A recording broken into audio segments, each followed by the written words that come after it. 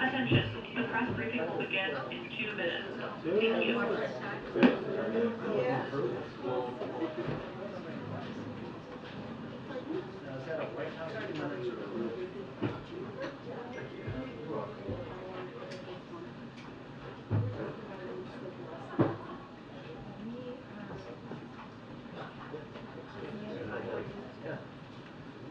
That's true. That's right. Shoot it from an angle. That's right. You know, they just search it. They always cut me off.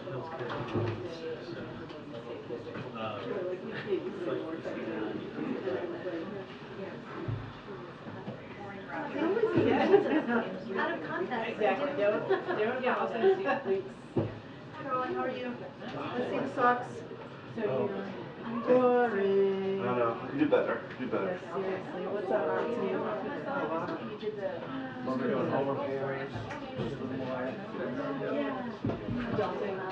Adulting things, yeah.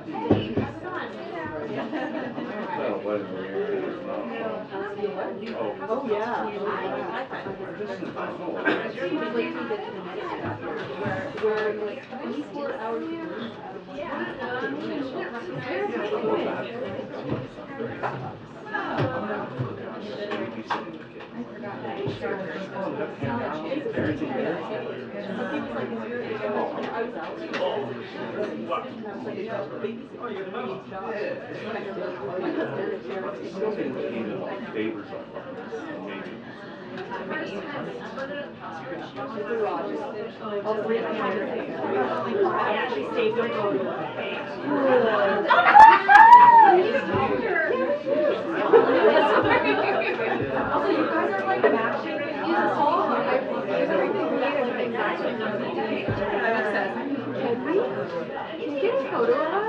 I've never been so many Asian women in the front.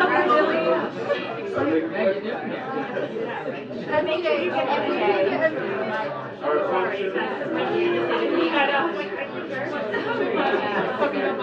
Not at all. Not at all. I'm honored. I'm happy to. Oh my God. I looked at us and I'll text you. Troy, let me stand up.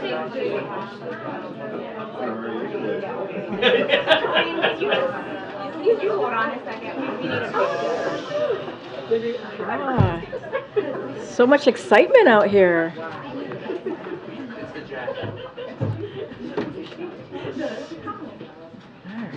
All right, class, everybody. Okay, all right, everyone. It is a serious day indeed. So good afternoon. Today, as part of our 10 Days of 10 Drugs series, we're highlighting Januvia, a drug that treats diabetes and that was selected for Medicare price negotiation as part of President Biden's Inflation Reduction Act. Last year, around 885,000 seniors were prescribed Januvia and spent on average up to $500 a month for this life-saving drug. One of those seniors is Stephen from North Carolina, who wrote to the president that he pays over $500 a month for this life-saving medicine. For years, politicians talked about taking on Big Pharma to lower drug prices for seniors. All the while, Big Pharma continued to rake in record profits and spent $400 million on lobbyists to keep prices high for seniors. President Biden and congressional Democrats finally changed that by passing the Inflation Reduction Act without a single Republican vote. As a result, for the first time ever, instead of drug companies charging Americans whatever they want to for saving drugs like Januvia, Medicare will be able to negotiate lowering drug prices for Americans like Stephen. As we announced a short time ago, President Biden will host President Joko Widodo of Indonesia for a bilateral meeting at the White House on Monday, November 13th. During the visit, President Biden will reaffirm the United States' commitment to deepening our nearly 75-year-long partnership between the world's second and third largest democracies. The leaders will explore opportunities to enhance cooperation on the clean energy transition, advance economic prosperity, bolster regional peace and stability, and reinforce our people-to-people ties. The two leaders will also coordinate on efforts to reinforce ASEAN centrality and uphold international law and promote a free and open Indo-Pacific. With that, my colleague from NSC, Admiral John Kirby, is here to give any update that we have on Israel and take any of your foreign policy questions. With that.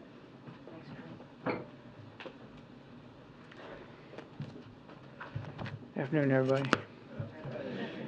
So today obviously marks 1 month here since the horrific Hamas attacks on October 7th. And we all just want to take a moment to acknowledge all the victims of that horrific act of terror. People slaughtered at a music festival, murdered in front of their kids in their home. It's a horrible day. And also it was a day where dozens and dozens of people were taken hostage. Many of them still being held hostage. So we also want to say that our thoughts continue to be with all of them and their families and their loved ones. I can only imagine the anguish that these families are still going through and have now for the past month, and the pain that they're feeling, the strong desire to get that seat filled at the dining room table again.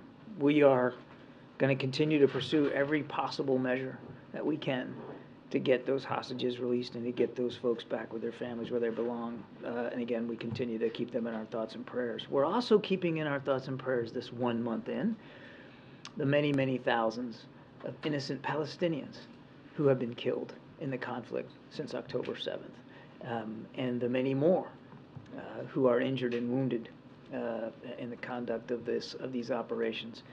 And quite frankly, the 1.5 million that have been displaced internally from their homes. We're mindful of that suffering as well. And 1 month in, it's good for everybody to take a knee, take a pause, and remember the scope of the suffering here and the terrible images that many of us have seen coming out of both Israel and Gaza. Now, on the humanitarian side, I can tell you that over the last 24 hours, 93 trucks were able to enter Gaza through the Rafah border. That was as of yesterday. That brings the total to 569 trucks since October 21st. And as we've said many times before, we know that's not enough. It's a trickle. I mean, as a matter of fact, before October 7th, that's about the number that was getting in every day. Now, it fluctuated a little bit, but it was several hundred, up to 500 a day. As you all saw yesterday, the President spoke with Prime Minister Netanyahu, and he certainly discussed the need to continue to try to accelerate and increase the amount of humanitarian assistance that's going in. He also talked about the importance of pauses in the fighting to allow for aid to get in, people to get out, and for hostages to be released. We'll keep that dialogue going, obviously, with the Prime Minister and his war cabinet. On the idea of people getting out, so we do expect more individuals to depart Gaza today via the Rafah crossing. To date, there's been over 400 U.S. citizens and their families who have been able to depart and have been seeking the assistance of our consular team at the embassy in Cairo. And in just the last 24 hours, about 96, so just under 100 U.S. citizens and family members were able to move across that border. And as I said, it's very fluid. We won't get the final count until the end of the day today because the day is still going on. But we do expect that there'll be more Americans to come out today. So keeping that Rafah crossing open for aid to enter and Americans and other foreign nationals to leave has been a major priority for the president, will remain so going forward. And as I said, we're going to be focused on getting folks out, getting aid in, and getting those hostages released. Thank you, Admiral. The UN Secretary General said Gaza is becoming a graveyard for children. He said the IDF is hitting civilians, hospitals, refugee camps, mosques, churches, and UN facilities, including shelters. So if a war zone is becoming a graveyard for children, can you still say that Israel is following the laws of war? What I'll tell you is that we continue to stress to our Israeli counterparts that they be as discriminate and careful in their targeting as possible. And it is sad to see.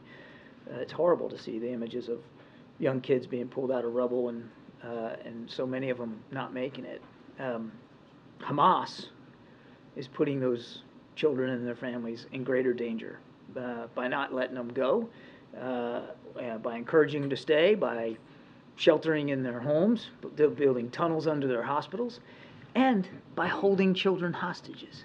We know that there's a portion of the 240 plus that they're holding as hostages are kids. They're kids. And we've been trying mightily to get those children released. We've had no success so far. And Israel's Prime Minister told ABC News that Israel will have, quote, overall security responsibility over Gaza for an indefinite period. But the president said that it would be a big mistake for Israel to reoccupy Gaza. So how much daylight is there between what Israel and the U.S. see as the future of Gaza? We're having active discussions with our Israeli counterparts about what post-conflict Gaza ought to look like. The president maintains his position that a reoccupation by Israeli forces is not the right thing to do. We'll let them speak to their intentions, but we are definitely having conversations about what the post-conflict environment ought to look like and what governance in Gaza ought to look like. One thing there's absolutely no daylight on is Hamas can't be part of that equation. You can't go back to October 6th.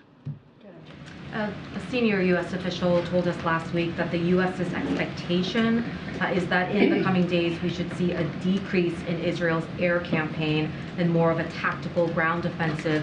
Can you tell us a little bit more about what led to that assessment, and have you seen that in the past few days? I can't speak for what an anonymous official said about Israeli military operations. I'm not going to get into the habit of speaking of a tactical nature to their intentions, plans, or activities here from the podium.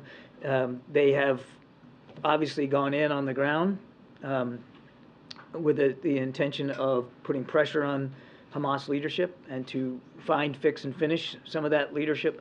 I'll let them speak to those operations. And John, you said yesterday that you wouldn't want to overstate the efforts that Israel is making to limit civilian casualties. That's a change from a week ago when you said that it was obvious Israel was trying to minimize casualties. Can you just help us understand that shift in the language? No shift. Both can be true.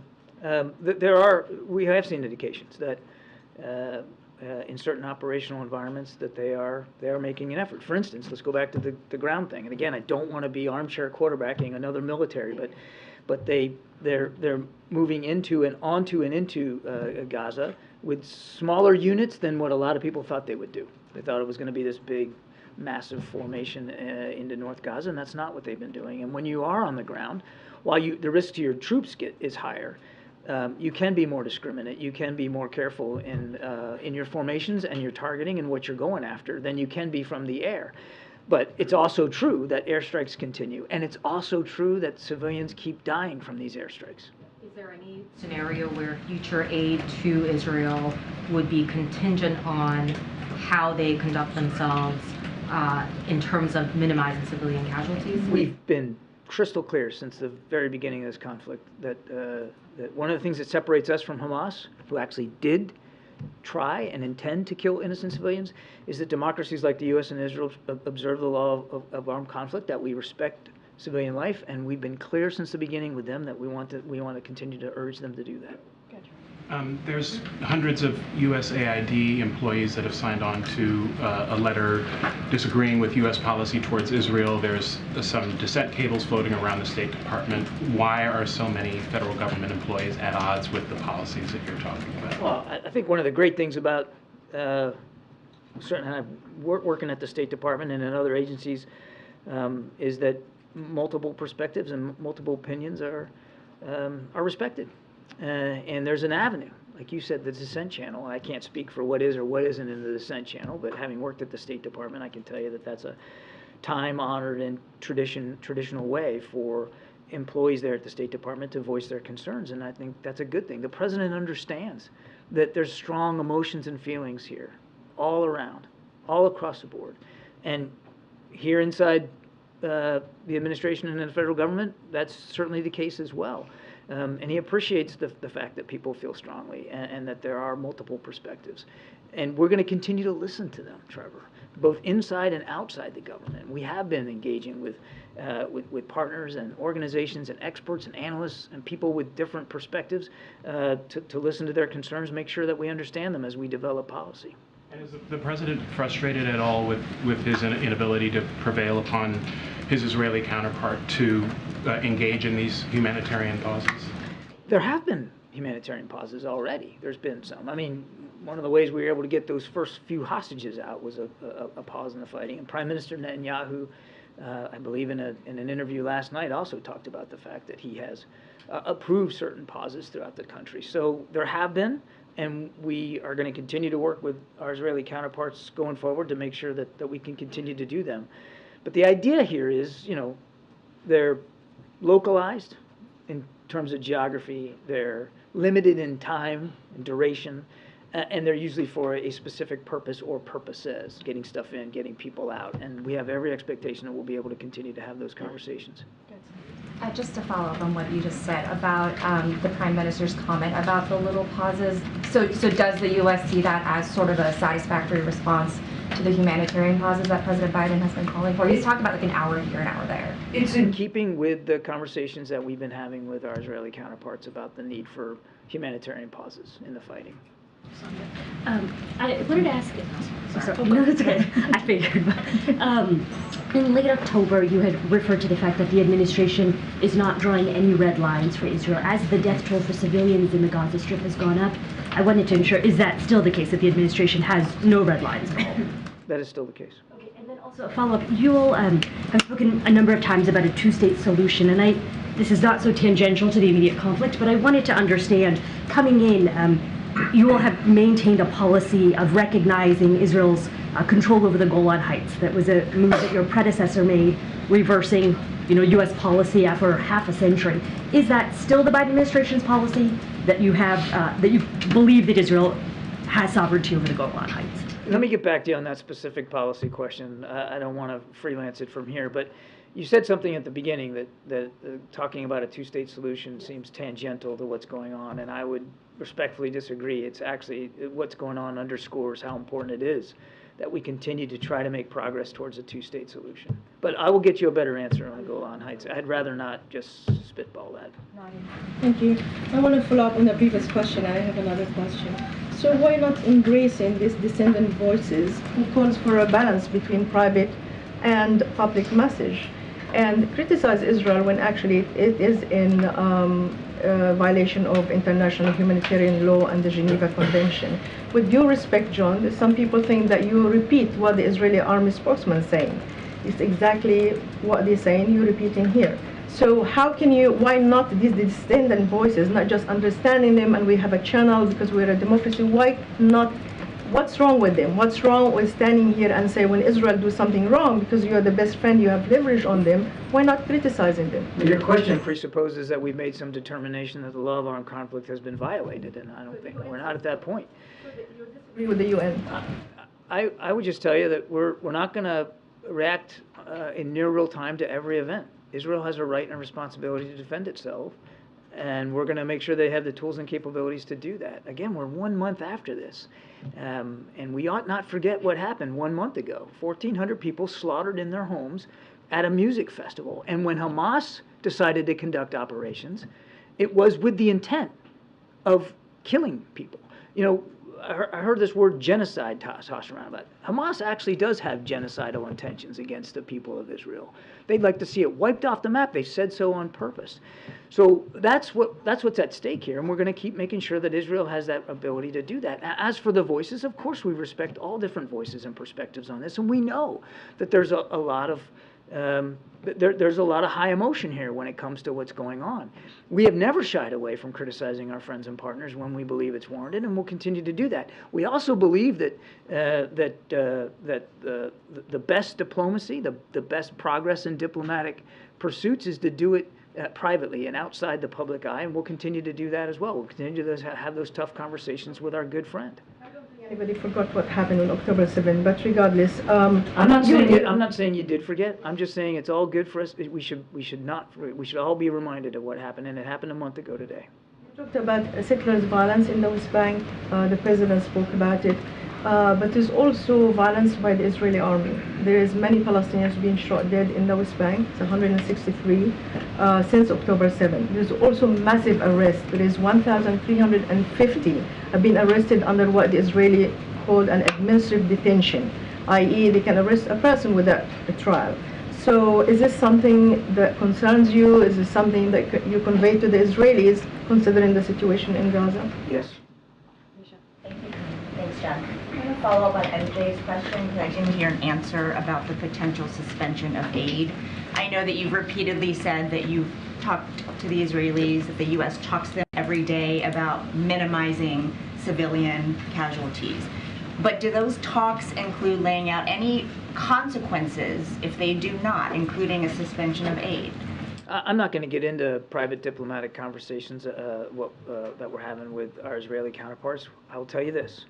We're going to continue to make sure that they have the tools and the capabilities that they need to defend themselves against what clearly was an existential threat to their society and to their people. We're going to continue to make sure they have what they need. We're also going to continue to urge them to be as careful and deliberate and discriminate in the targeting as possible. But Jake Sullivan, Feiner, you have all said that any time that the U.S. transfers weapons to another country, it requires assurances that those weapons will be used within the occurrence of law. So just to be very clear, the U.S. does not believe... That's different than what you're suggesting in your question, which is that we're going to layer on more restrictions on the security assistance that they're getting, and that's not what I'm alluding to, or we're not talking about that. The transfer of weapons that have already happened. Just to be clear, the U.S. has not determined that Israel has violated any of those boundaries. No. And one more point of clarification on what the Prime Minister said about playing a security role indefinitely in Gaza. Does the U.S. see a distinction between that and reoccupation, or is it one of the same? I'll let the Prime Minister speak to his comments and what he meant by indefinite. President Biden's been very clear, we don't support a reoccupation of Gaza by the Israeli Defense Forces. We do think that there needs to be a healthy set of conversations about what post-conflict Gaza looks like and what governance looks like. What we absolutely agree with our Israeli counterparts on is what it can't look like, and it can't look like it looked on October 6th. Thank you, Karine. John, on the proxy attacks on U.S. troops, we're now up to 40 since October 17th, with 46 service members being injured or reporting traumatic brain injuries. Does the president think that the action that was taken a couple weeks ago to push back on this was enough? The president felt like those were two legitimate targets directly tied to the Iranian Revolutionary Guard Corps that supports these militia groups, and they were ammo, weapons facilities, certainly legitimate targets that we believe not only had a practical effect on limiting some of their capability, but sent a strong signal of how seriously we're going to look after our troops and facilities. If and when we decide to respond again in the future, we'll do it at a time and in a manner of our choosing. We will absolutely take the action that we need to take. The President, as Commander-in-Chief, will order that action to protect our troops and facilities as he sees fit. Has there been any additional warning from the President since the last time we responded that this needs to stop? Because clearly the attacks on our troops didn't stop. I will not get into the decision-making process or options before the Commander-in-Chief. I would just tell you that we will continue to take the action we believe is appropriate to protect our troops and our facilities. And then on the apparent disagreement between the U.S. and its ally, to some of the other questions that you've already gotten, it is notable that we're seeing the U.S. more readily acknowledge some space between what we're advising and what Israel is doing. Like, Israel appears to be resisting the humanitarian pauses still. The president, the administration has been calling that for a couple of weeks, saying that we don't support indefinite occupation. That was a State Department briefing today after Netanyahu said that Israeli forces could be there for an indefinite period of time. And even in the readout from the call with the Prime Minister, the White House readout used again the language of extremist settlers. This is somewhat notably different than the kinds of language we were hearing immediately after October 7th. So can you characterize the closeness of the relationship right now? It's extremely close. And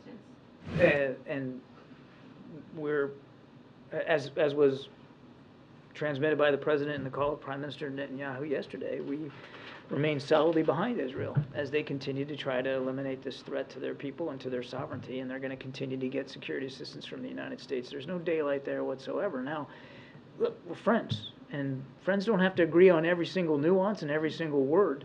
The Prime Minister speaks for a sovereign nation and for a sovereign people, and he should obviously, be queried about the points that he's making, but it doesn't mean that we're somehow backing away from our friend and our ally Israel, the strongest ally we have in the Middle East, or we're backing off our support for what they're trying to do to protect their people. Or Netanyahu in particular, given the Politico reporting from a little while ago that was a point of discussion whether he'd be. I'm not going to get into the confirming that kind of those kind of press reports. I would just tell you these are two men that have known each other a long time. And I don't think it's any shock to anybody that on a political spectrum, they're not exactly always in the same place on every issue. But one thing they do agree on is that Israel has a right to exist as a country, and they have a right and a responsibility to defend that country and their citizens against the threat that was posed to them like on October 7th. And in the United States, they will continue to find a true friend that will continue to support their ability to do that.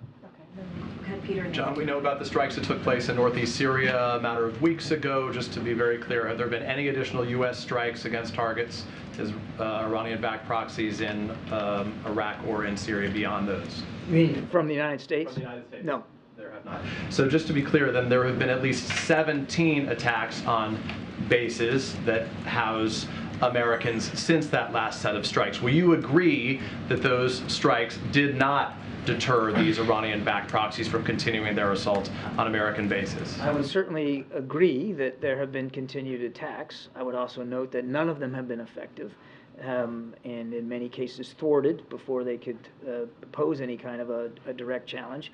And that, again, Peter, we'll make the decisions on our own about how and if we're going to respond. To be clear, if you agree that there have been continued attacks, these 17, isn't that evidence alone? Do you agree that that's evidence alone that it has not deterred them from continuing? It's certainly evidence that some of these militia groups still believe that there's value in continuing to try to strike at our troops and facilities, and our message to them is you need to be careful because we're going to do what we have to do to protect our troops and our facilities. Let me ask you about the situation in Gaza then, if I can, very quickly. In Ukraine, the U.S. put restrictions on how some U.S.-provided munitions could be used. There couldn't be any targeting in Russia, for example.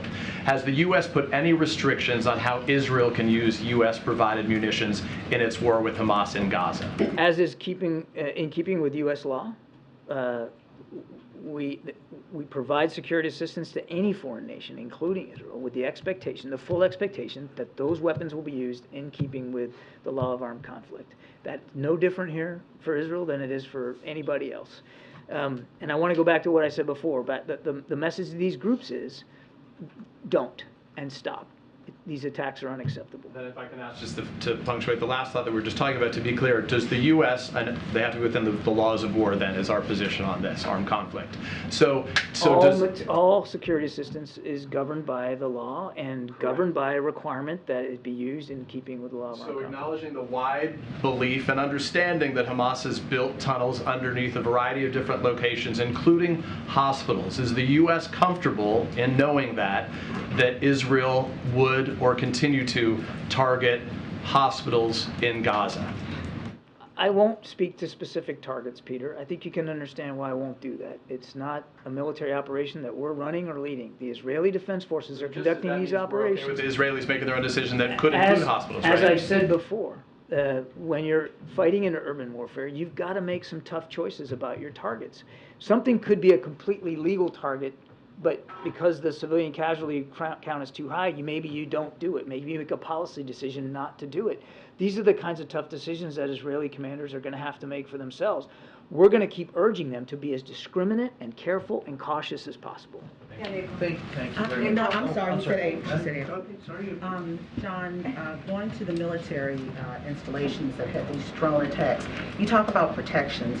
What are the protections that you can tell us about that you're, seriously, I mean, because for the United States to have military bases attacked and then military personnel injured, is there also a concern that these attacks can spread beyond Syria and Iraq and here and anywhere else in the world? There's no indication right now that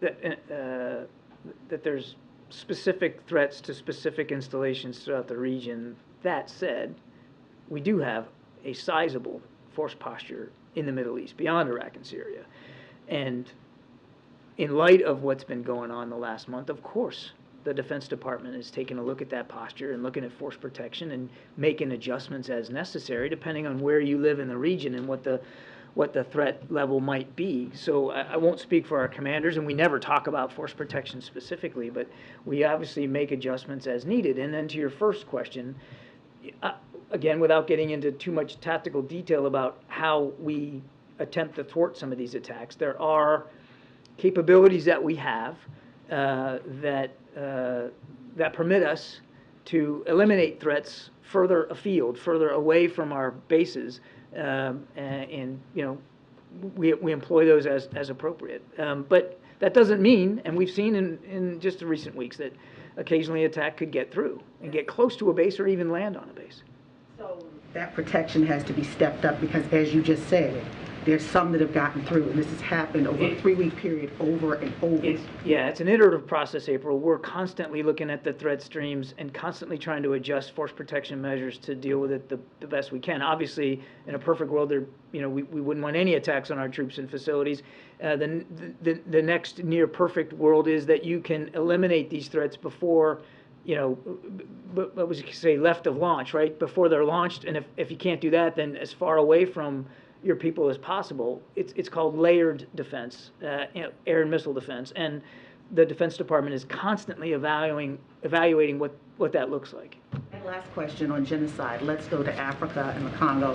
What is the White House doing, or national security or state doing about this genocide that's happening in the DRC? I'll tell you, I'm going to take your question because I don't have a lot of context for you on that today. I'll take the question and we'll get something back to you. But obviously, we're in close touch with African partners across the continent and mindful of a range of these kinds of security threats. And certainly, we don't want to see anybody subjected to genocidal intentions or actions by any group. But let me get back to you with more specifics. Anita. Thank you so much. I have a Russia question and then an East Asia question. Starting with Russia, the U.S. and NATO criticized Russia for pulling out of the CFE. This is the Conventional Arms Treaty. And now the U.S. and NATO are pulling out of the CFE. How do you square that? How do you justify that? And is it the intention of the U.S. and NATO to use that space to expand the footprint of conventional arms, perhaps in Ukraine or elsewhere on the European continent? My goodness, I don't know how we could justify not pulling out of it, and given that the Russians have decided unilaterally to just throw it in the trash heap. I mean, they actually did violate it when they invaded Ukraine. So it's disappointing.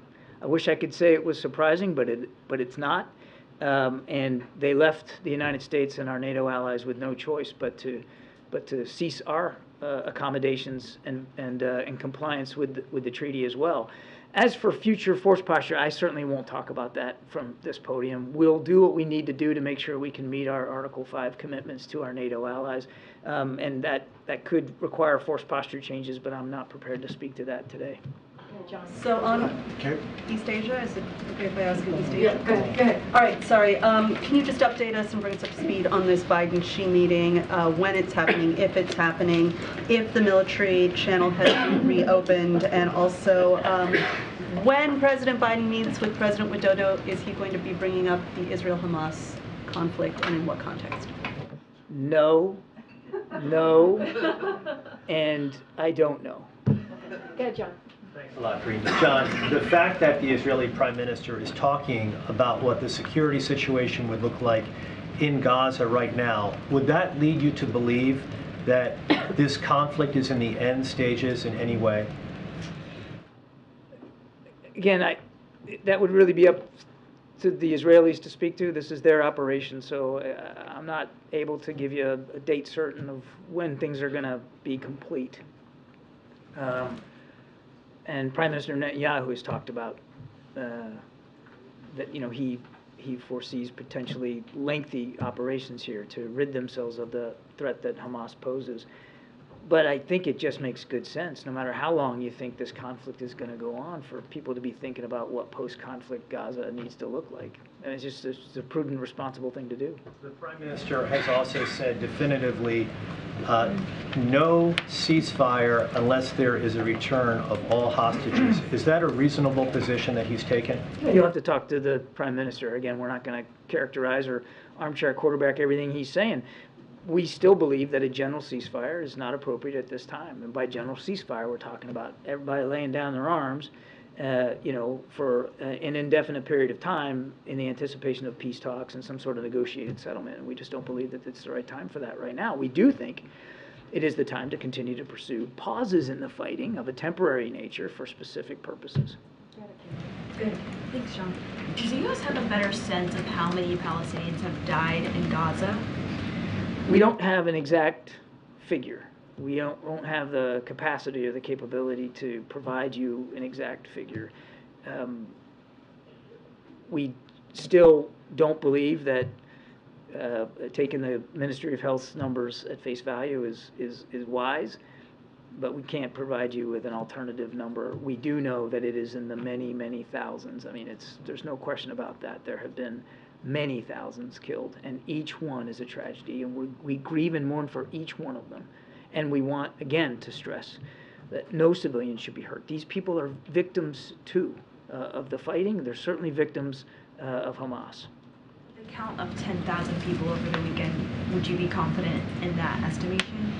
Again, I'm not going to get into providing some sort of independent verification of those numbers. We're not able to validate those numbers, but we are not walking away from the idea that many, many thousands of innocent people in Gaza, mostly Palestinians, have been killed, injured, displaced, 1.5 million displaced from their homes.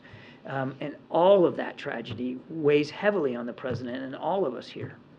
And just one more question. My colleagues reported that the president has been briefed on a possible military facility from China and Oman. Are you able to confirm that? I am not able to confirm the veracity of those reports. I would just say that from the beginning of this administration, we came into the office mindful of the fact that the PRC was trying to expand its influence overseas in various ways, militarily, diplomatically, economically, and we have been working hard through diplomatic channels and diplomatic means to address the challenge of that influence that they're trying to expand.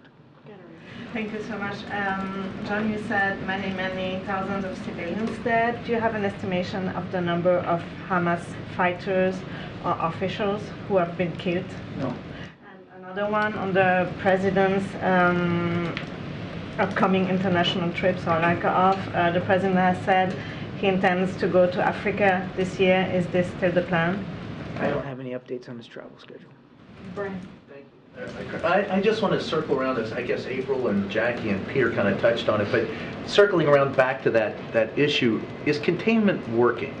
Because we've seen large numbers of, we've got, what, 2 aircraft carrier groups, nuclear submarine.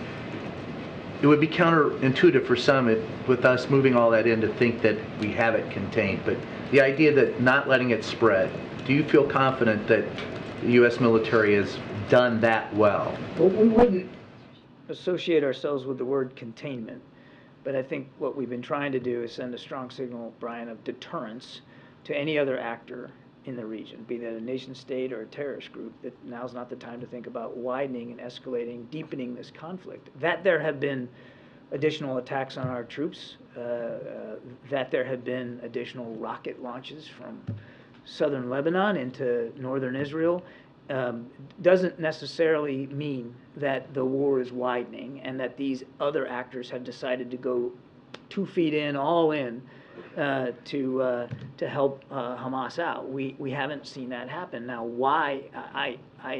You have to talk to them about their decision-making process, but we do believe we have sent a strong signal about how seriously we take our national security interests in the region. You mentioned a couple of carrier strike groups.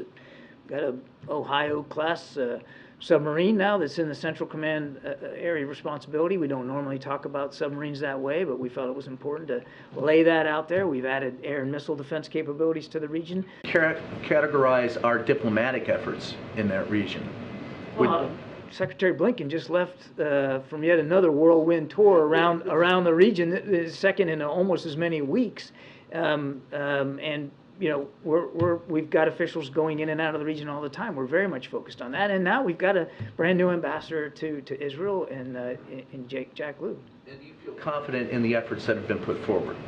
Confident in those efforts that have been put forward with Blinken and going forward. Do you feel confident with what's going on? We feel confident that we're doing everything we can to support our ally and partner and to make it clear that we're going to protect and defend our interests in the Middle East. All right, a couple more. Go Can you talk about what metrics, or if the White House does have metrics to determine what Israel is accomplishing? You said you don't know, or you can't, is it that you don't know, or you can't say how many Hamas leaders have been killed? You know, to what extent Israel has destroyed military capabilities of Hamas? What are the metrics? We can't independently verify some of these numbers going on casualties. We're not on the ground. We don't have, it's not like in Iraq and Afghanistan where we had the facility to measure the impact militarily against the outcomes we were trying to achieve. These are operations being conducted by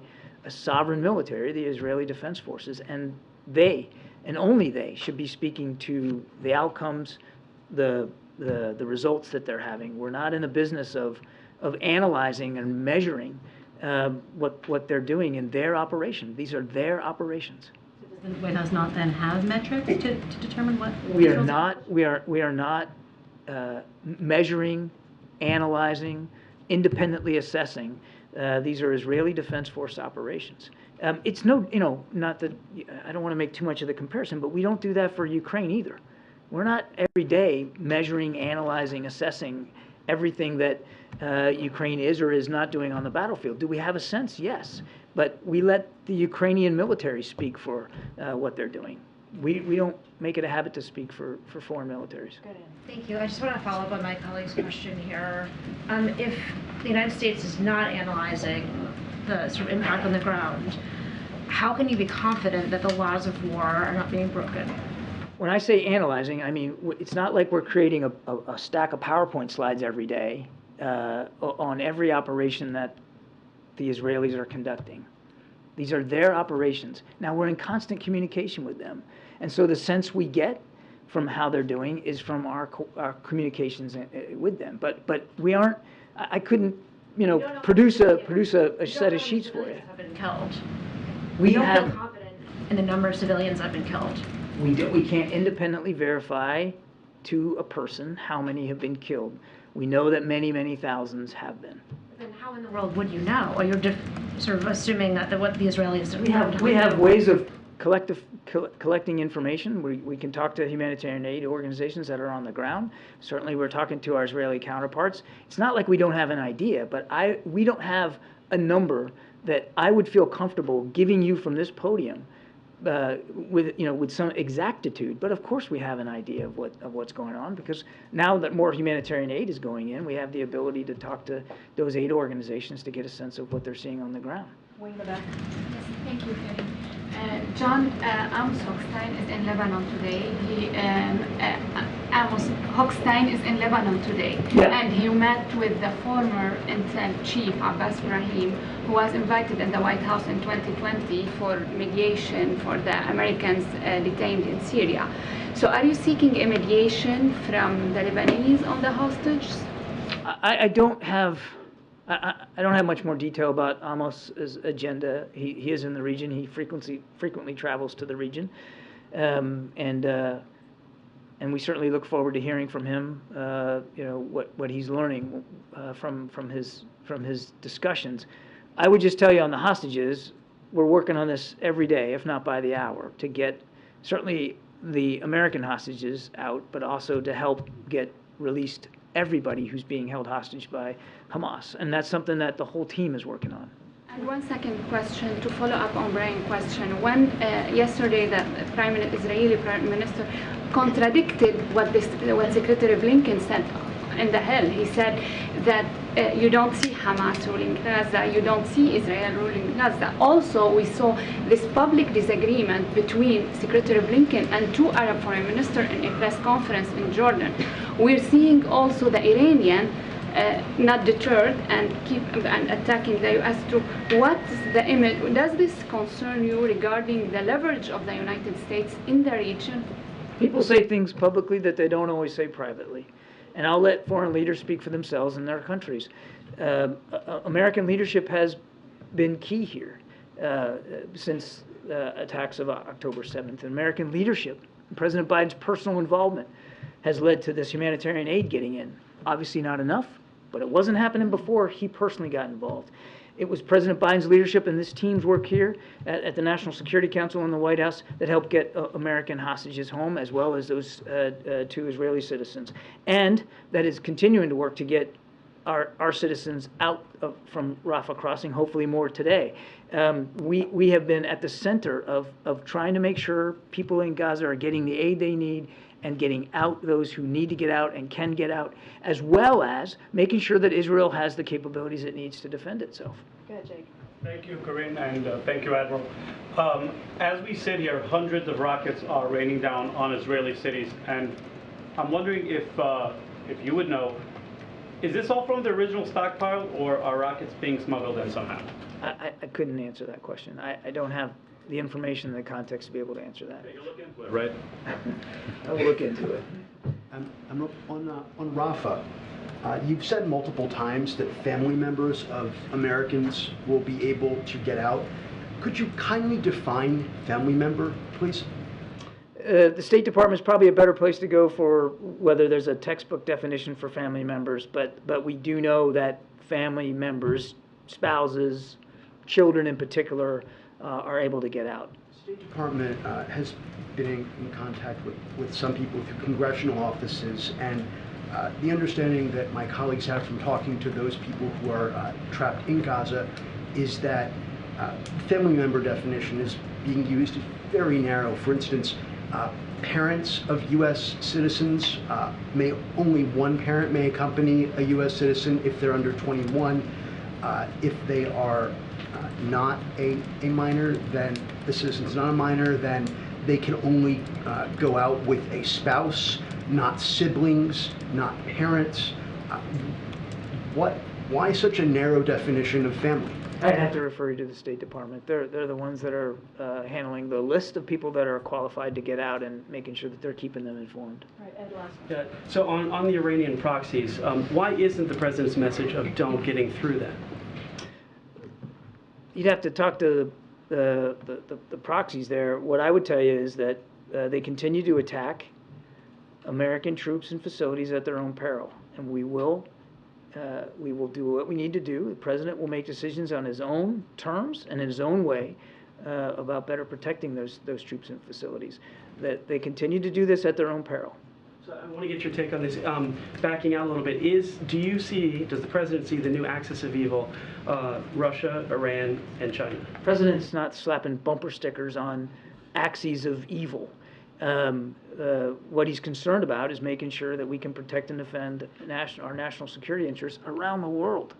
And that includes in the Indo-Pacific. And I don't want to, Karine will kill me if I stand up here and talk much longer, but I mean, you and I could have an hour-long discussion about the things that this president has done to shore up alliances and partnerships all over the world to look after our national security interests, but we're not slapping bumper stickers on countries. We know that Russia presents an acute threat, certainly on the European continent. We know that China represents a strategic competitor challenge in the Indo-Pacific and around the world, and we certainly are not blind to what Iran's doing, supporting Putin's war in Ukraine and supporting these terrorist groups throughout the Middle East.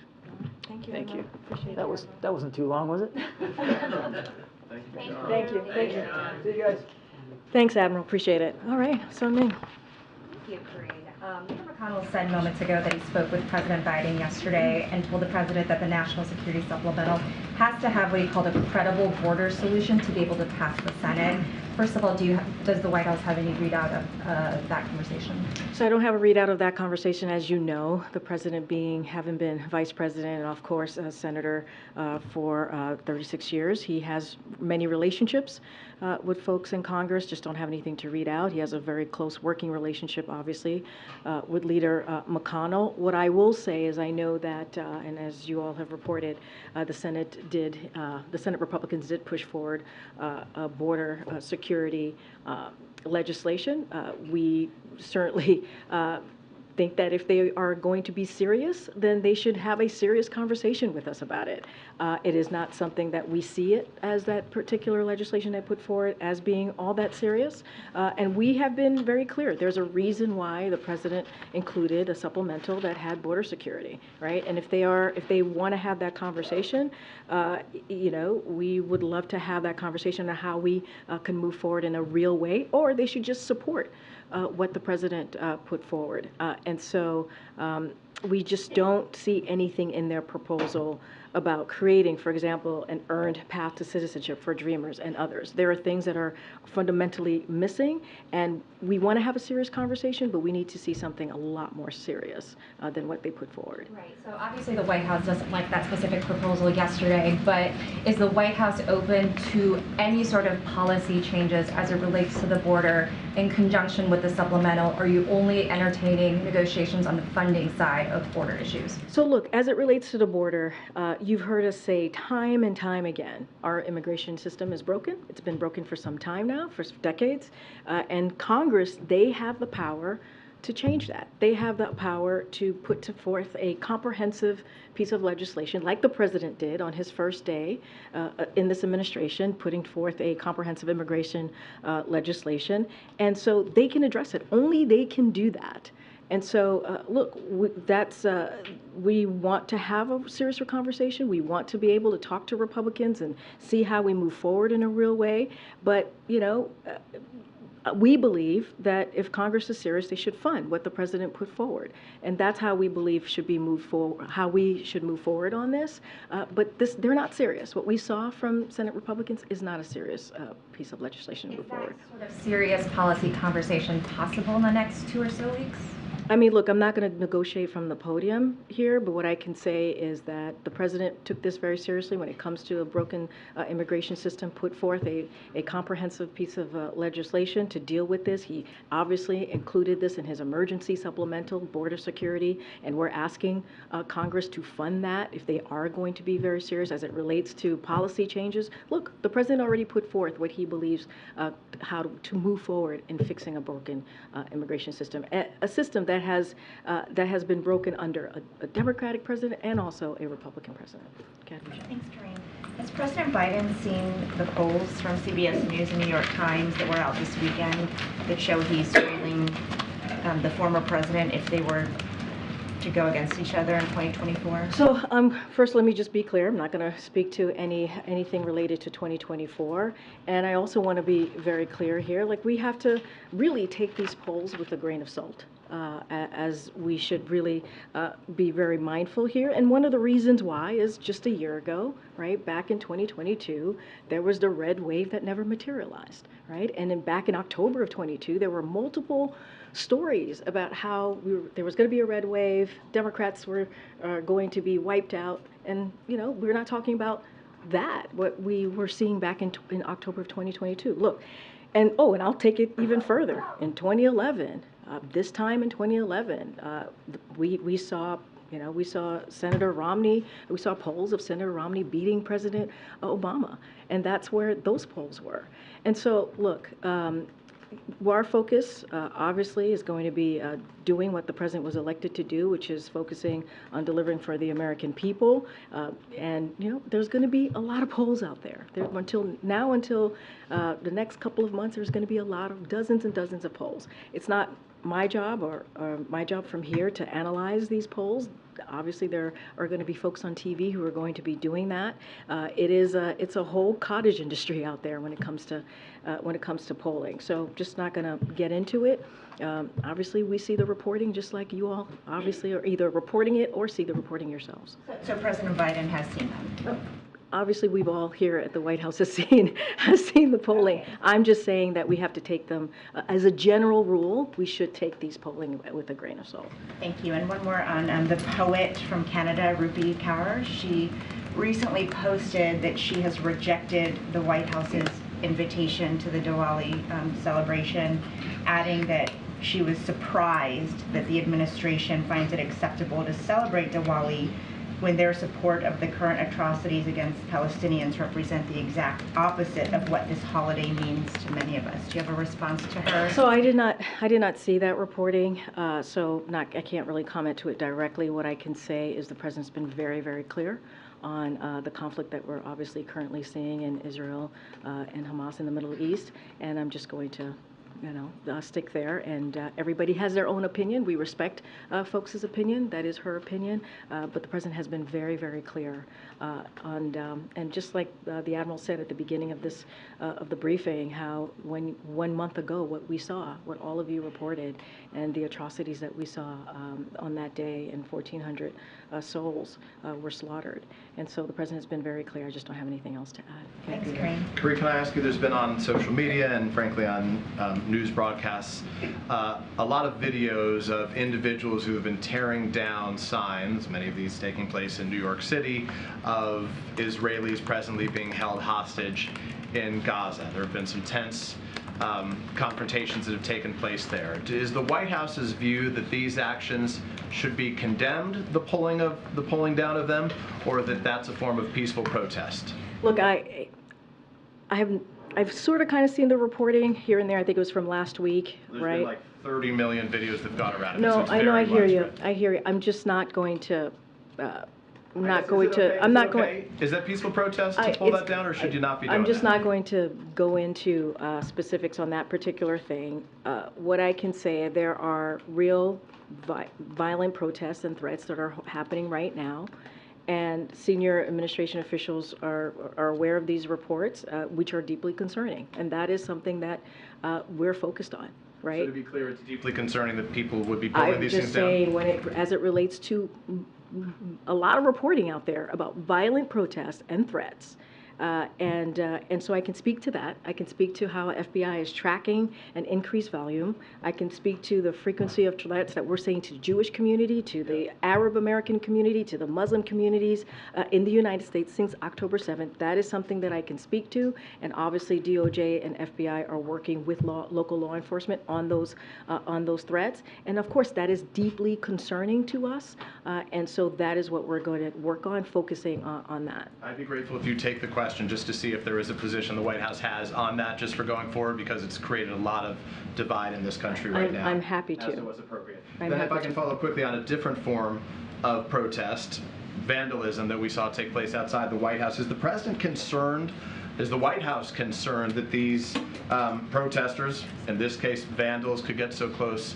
to the White House that they could vandalize it, that they could get their hands on the gates outside of the White House? I would have to refer you to the Secret Service on that and the Park Police for questions about the way the protest was handled. Is the and so president comfortable with the way it was handled? I would have to tell you I refer you to Secret Service. That is their focus, that is their job, and so I would refer you there. Does the president think it's appropriate for people to put red blood-stained hands on the outside of the White House? Obviously not. Obviously not. Does the president plan to attend the UN Climate Summit this year? I don't have anything on his schedules to read out to you today on that. Is the president at all concerned that, having set a precedent and gone to the last two UN climate summits, that if he doesn't attend this year, it will send a Well, signal? I don't have anything to share, so I can't answer that question. We don't have anything to share about the president's schedule for the rest of the year as it relates to any foreign travel. Go ahead, Michelle. Karine, a potential government shutdown is now 10 days away. It seems like we're hearing far less from the White House this time around just about how potentially painful that could be for the economy, for the country, if there were to be a shutdown than the last time around when we were this close to the deadline. Is there just more optimism this time around that that can be averted? I would say, MJ, there's just a lot going on, as you know, in the past month, right? As we had my NSC colleague here take about 45 minutes of questions on what's been happening this past month. So there's been a lot going on, right? The president has to do multiple things at once, and that's what he's doing. As it relates to a potential shutdown, the CR, look, House Republicans have work to do, right? It is their jobs, and they have to stick to their promise and honor their word to avoid a shutdown. Period. It is their job to avoid that. We cannot be dealing with political games or brinksmanship. Obviously, all of the concerns that we had leading up to the last potential shutdown still is a concern of ours, right? There are programs, vital programs, that Americans need, and they should be able to. We should be able to continue providing those programs. It would be not beneficial to our economy, obviously, if this were to occur. It would hurt our economy. It would hurt our national security, and if a shutdown occurs, and it would have extreme cuts to law enforcement as well, public health and education. All of the things that we've talked about that still exist. And so Republicans in the House have a job to do, and they need to get the job done on behalf of the American people. That has not changed. Is there a little more optimism this time around? I mean, I'm not going to get into the level of optimism. Obviously, the president is a optimistic person, right? You've heard him say that many times, but we believe it is their job to get this done. That has not changed. House Republicans have to get this done. This is a job that Congress needs to do. There are vital programs, as I just listed out to you, that need to be funded and continue to get funded, that Americans need, American families need, and it would be detrimental to them if there was a shutdown. And we should not be a week away from this, I know it's 2 weeks away, but we should not be looking at this a week from now, or, 10 days from now, and be talking about a potential shutdown. This is something that they should get done. And anything you could say about how the White House has been getting to know the new speaker? So I don't have anything new to share. As you know, we've talked about, we've laid out some readouts about their initial conversation when he became speaker. I just don't have anything else to share beyond that. We obviously I can say that OMB Director and the Office of Alleged Affairs have been in close contact with senior leadership, obviously in Congress, including his office, about the importance of getting the two supplemental emergency funding done, which is obviously the national security and also domestic part of it as well. The importance for getting that done for the American people, and also making sure that they avoid a shutdown. Those conversations have been going on as it relates to the supplemental funding for the past several weeks, as it relates to funding the government. That's been conversations that we've had for months now. Okay, Karen. Thanks, Karine. On the supplemental funding, the administration is putting some new pressure on Congress to immediately approve $11.8 billion in direct budget support for Ukraine. There was a letter sent from the Secretaries of State, Treasury, Defense, and the USAID administrator. Why separate out that $11.8 billion for Ukraine from the overall Ukraine funding request? Why push for that specifically like this? So look, I don't want to get into certainly legislative negotiations. I'm just going to be very careful from here. But we've been very clear. There's a lot at stake, as I was just telling MJ. And Congress, we believe that Congress must pass the emergency national security and domestic needs, both of them.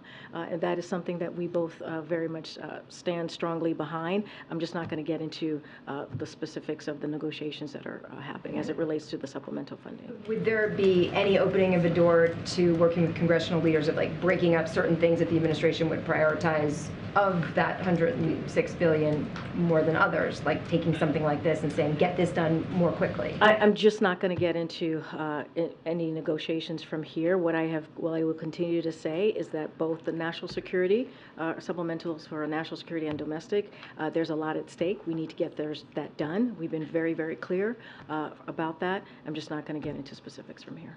let me call on somebody else. Colleen, do you have?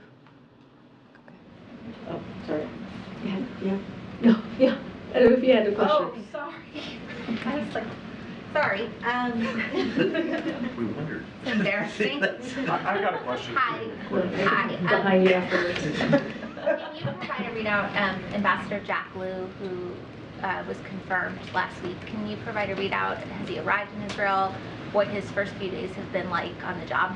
That's a good question. I have not talked to NSC or the State Department about his last couple of days. Happy to check in with them to see what his last couple of days have been like. But obviously, there's a lot going on in the region, and so he's been certainly very focused on what's going on, the negotiations on the ground, the conversation, the diplomatic conversations, certainly with the counterparts on the grounds. But I don't have anything specific on what his day by day has looked like. Someone asked about the immigration proposals, whether you were willing to negotiate on policy or funding. It sounded to me like you were saying funding. Is that accurate? Well, what I'm saying is that in the in our national security, right, supplemental, which is emergency funding, there's border security there. We think they should fund it.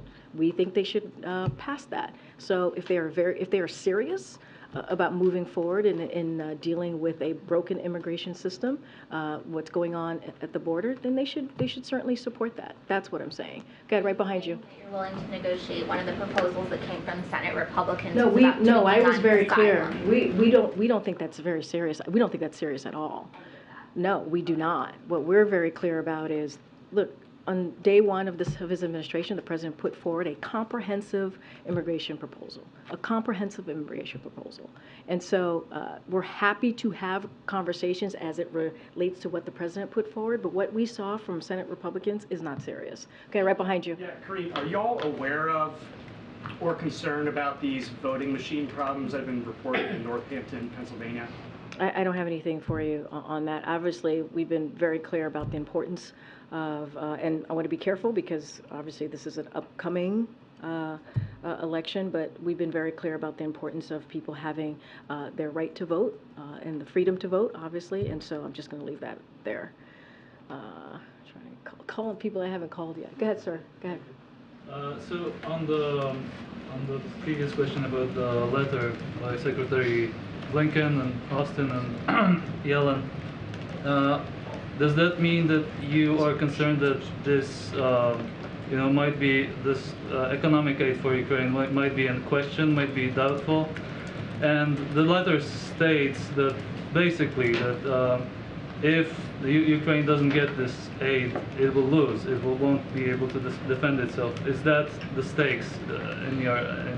Well, we've been very clear the importance of Ukraine getting that funding. We've been very clear about the importance of the brave people of Ukraine who have been fighting this war, this aggression from Russia.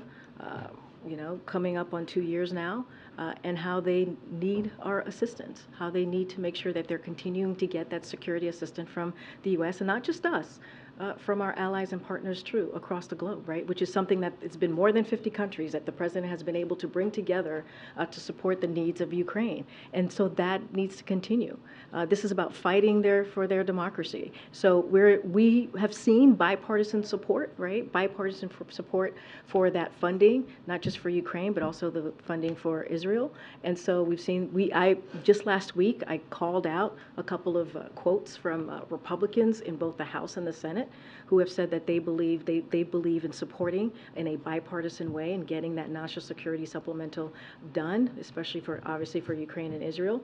And so, look, that's what we believe. That's what we want to see. We think it is important for Ukraine to continue to get that funding. But do you feel it's threatened this particular piece, the economic? Well, what I will say is there's bipartisan support for it. That's what I would say. And I think that's an important piece, right? That is an important piece that we've heard from senators, Republican senators. We've heard from House Republicans saying that they are behind this additional request that we've made. And so there's bipartisan support. So I think that's important to note too. Okay, go ahead. I haven't called on you. Go ahead. Can you give us any preview about what's on tap for tomorrow? I don't have any preview for you at this time, but certainly we will have more to share later today. All right, thanks everybody. See you tomorrow. Thank you, Karine.